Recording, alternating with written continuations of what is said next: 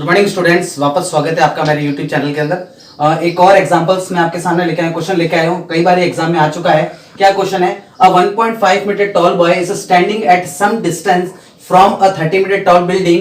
The angle of elevation from his eyes to the top of the building increases from the 30 to 60 degree as he walks towards the building. Find the distance he walks towards the building. यानी question ये कह रहा है, आपके पास एक building है, इस building के सामने एक लड़का खड़ा है जो 1.5 मीटर टॉल है और बिल्डिंग की हाइट कितनी है? 30 मीटर। अब क्वेश्चन आगे क्या कह रहा है? जहां ये लड़का खड़ा है उसके आईज से एंगल ऑफ एलिवेशन बन रहा है, आईज से बन रहा है, तो 1.5 मीटर टोटल बिल्डिंग की हाइट में से हाइट भी आपकी माइनस होगी। तो अब हाइट कितनी होगी? 28.5 होगी। क्यों होगी? क्योंकि 1.5 मैंने इसकी स्टूडेंट इस लड़के की जो हाइट है वो मैंने माइनस कर दी है। क्यों माइनस की?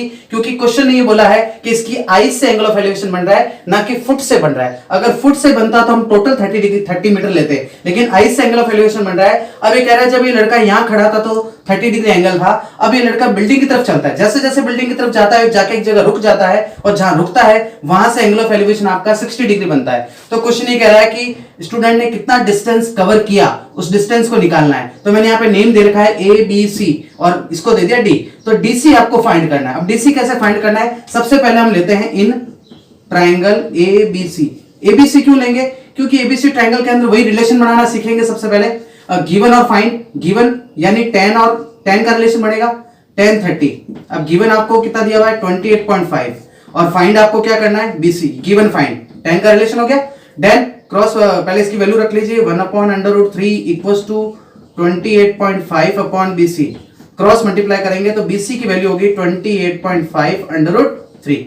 सेम प्रोसेस हम क्या करेंगे? इसके लिए भी यही करेंगे। In triangle A B D, ABD के लिए हम ये करेंगे। अब यहां पे भी वही रिलेशन बनेगा 10 का, 10 60 बन गया। इस बार क्या है? गिवन और फाइंड। गिवन आपको दे रखा है 28.5 और फाइंड आपको क्या करना है? बीडी की वैल्यू फाइंड करनी है।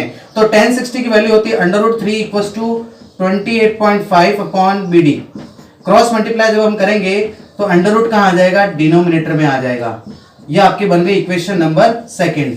एक्चुअल में आपको फाइंड क्या करना है? डिस्टेंस फाइंड करना है। डिस्टेंस यानी डीसी फाइंड करना है।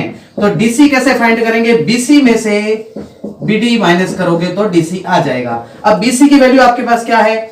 28.5√3 माइनस यहाँ पे 28.5 अपॉन √3 हो गया। अब हम यहाँ पे क्या ले सकते हैं? एलसीएम ले सकते हैं। एलसीएम लेंगे तो आपका ये 28.5 √3 की जगह क्या हो जाएगा? 3, बिकॉज √3 इंटू √3 कितना होता है? 3 होता है। माइनस 28.5, यहाँ पे हम क्या करते हैं? 28.5 को कॉमन ले लेते हैं, पीछे बच गया 3 - 1, देन अपॉन √3। अब सॉल्यूशन बहुत इजी हो गया है। 28.5 इंटू 2 अपॉन √3। अब आप √3 को ऊपर नीचे रैशनलाइज कर लीजिए ताकि ये सिंपलेस्ट फॉर्म में कन्वर्ट हो जाए।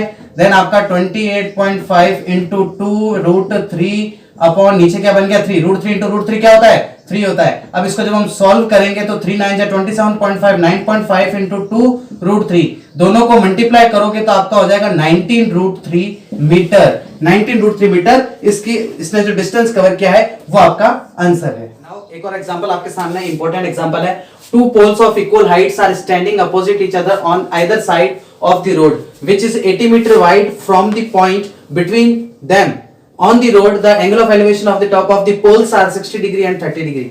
Find the height of the poles and distance of the point from the poles. इसका मतलब ये हुआ कि आपके पास दो पोल हैं जो आपके रोड के दोनों साइड में लगे हुए हैं। ये बीच में 80 मीटर वाइड की एक रोड है।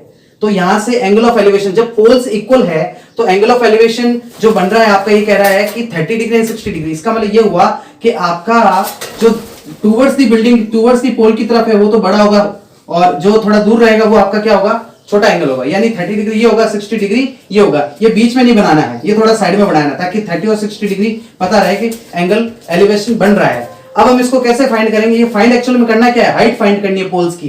कैसे फाइंड करेंगे? सबसे पहले लेते हैं इन ट्राइंगल, वही क्वेश्चन वापस, इन ट्राइंगल एबीसी। एबीसी लिया तो सबसे पहले मैं रिलेशन बनाऊंगा गिवन और फाइंड। गिवन और फाइंड रिलेशन बनाना है तो क्या बनेगा? 10 का, क्योंकि P upon B, P upon B यानी 10 का बना। तो 10 60 इक्वल्स टू क्या बना? H upon X।